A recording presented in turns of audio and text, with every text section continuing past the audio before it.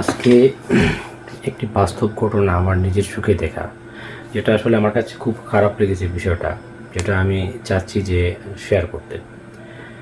একজন ছেলেকে আমি বয়স হবে 25 থেকে 30-এর মধ্যেই।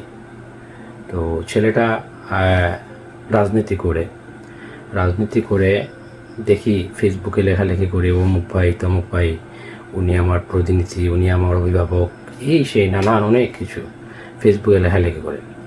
তো আমি ওকে অনেক আগে থেকেই চিনি, আমার সাথে দেখা হলেই ভালো আচরণ করে, ভালো কথাবার্তা বলে।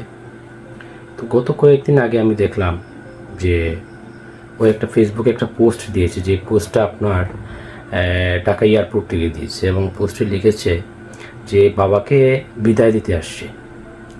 এটা দেখে আসলে আমার অনেক মানে খারাপ লেগেছে বিষয়টা, যেটা আসলে আমি চাচ্ছি যে শেয়ার করতে। আমার এটা অনেকেই দেখবে হয়তোবা, আমি জানি। আমি বিশেষ করে যুবক ভাইদের আমি মেসেজটা দিতে চাই স্পেশালি। এই মেসেজটা এখান থেকে আসছে, যে ওই পোস্টের মাধ্যম থেকে আসছে। এই পোস্টটা এমন কি পোস্ট, যেটা আমি আপনাকে এখন বলতে চাচ্ছি। পোস্টটা হলো এইরকম, যে পোস্টে লিখছে যে আমার বাবাকে আমি বিদায় দিতে আসছি, অর্থাৎ ওর বাবা বাইরে চলে যাচ্ছে, উনি প্রবাসে থাকেন, উনি বাইরে চলে যাচ্ছেন। তো এটা কোনো বিষয় না, ম্যাটারটা হলো এটাই, আমি যেটা বলতে চাচ্ছি ম্যাটারটা হলো, ওর বাবার বয়স হবে প্রায় আপনার 70 থেকে 75-এর মধ্যে।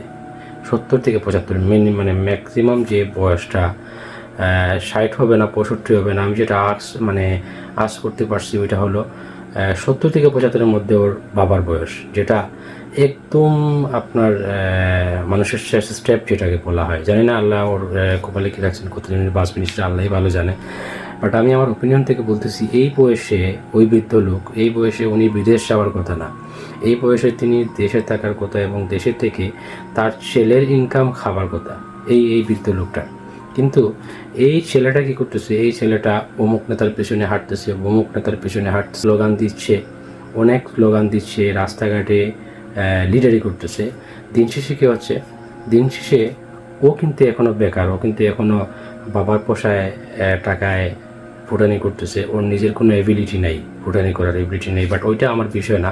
আমার বিষয়টা হলো, ও যদি চাইতো তাহলে অমুক নেতা, অমুক ভাই, অমুক বড়ো ভাই, অমুক অভিভাবক, এটা না করে যদি ও ইনকামের পিছনে একটু সময় দিত, যদি ওর আর্নিং সোর্সটা বার করতে পারতো, তখন কী হতো, তখন ওর বাবা যে বয়সে ওর বাবা দেশে থাকার কথা, আরামে এসে শেষকালটা কাটাবার কথা, ওই বয়সে ওর বাবা আসলে বিদেশ যাওয়ার মতো বা বিদেশ থাকার মতো না।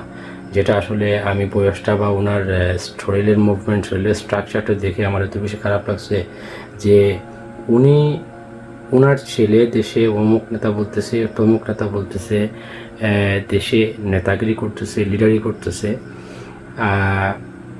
আর ওর বাবা মৃত্যু পথযাত্রী যাকে বলা যায়, মানে একদম লাস্ট স্টেজ আমি বলবো, যিনি আল্লাহ জানি না ওনার কপালে কি আছে। আমার মনে হয় উনি বেশ দিন বাঁচবেন না, এরকম একটা অবস্থায় উনি প্রবাসে যাচ্ছেন কাজ করার জন্য। আর ছেলেটা কি করতেছে, ছেলেটা দেশে এসে ফেসবুকে পোস্ট করে যে আমার অভিভাবক অমুক নেতা, আমার অভিভাবক তমুক নেতা, অমুক নেতার স্লোগান দিচ্ছে, তমুক নেতার স্লোগান দিচ্ছে। এটা আমাকে আসলে খুব ভাবায়, খুব চিন্তার বিষয়টা। তো আমি আমার যে যুবক ভাইয়েরা আছো, যারা 20 থেকে 25, 25 থেকে 30-এর মধ্যে এজ, যারা লেখাপড়া করেছো বা লেখাপড়া শেষ করে ফেলছো, যারা লেখাপড়া করতেছো, তাদের আমি বলছি না যে রাজনীতি তোমরা করবা না, আমি বলি তোমরা রাজনীতি করো, যে কোনো কিছু করো, এটা তোমার বিষয়, এটা গণতান্ত্রিক দেশ, তুমি কী করবে এটা তোমার বিষয়। বাট আমার কাছে এটাই তোমাদের মেসেজ দিতে চাই, পড়ালেখার পাশাপাশি কিছু একটা করো, যেটা করার কারণে তুমি তোমার ফ্যামিলিকে একটু সাপোর্ট দিতে পারবা। দিন শেষে তোমার বাবা বৃদ্ধ বয়সে যেতে হবে না প্রবাসে কামলাগিরি করতে, যাকে আমরা সহজেই বলি কামলাগিরি করতে, যেতে হবে না। তুমি তোমার বাবাকে একটু সাপোর্ট দিতে পারবা। আর অমুক অভিভাবক তমুক অভিভাবক এইগুলো না বলে নিজের পেছনে সময় দাও। একটা কথা হানিফ সংকেত স্যার বলেছিলেন, ইত্যাদির হানিফ সংকেত স্যার যিনি বলেছিলেন, অমুক নেতার পেছনে তুমি গিয়ে ছবি তুলো, নেতার পেছনে ছবি তুলে তুমি নেতা হতে পারবা না। তুমি চিন্তা করে দেখবা, যে নেতা তোমাকে তার পেছনে স্লোগান দেওয়াচ্ছে, তুমি খবর নিয়ে দেখবা ওই নেতার ছেলে ওই নেতার ছেলেই বিদেশে উচ্চশিক্ষা নিচ্ছে, উচ্চশিক্ষার জন্য বিদেশ যাচ্ছে, বিদেশ গিয়ে হায়ার এডুকেশন করছে, পিএইচডি করছে।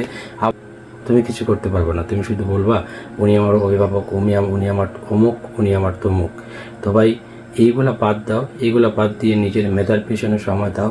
একটা ঘন্টা প্রতিদিন, 1 ঘন্টা, 2 ঘন্টা বা 3 ঘন্টা বইয়ের পিছনে সময় দাও, বা তুমি অন্য কোনো কাজের পিছনে সময় দাও যেটা তোমাকে আসলে মূল্যায়িত করবে।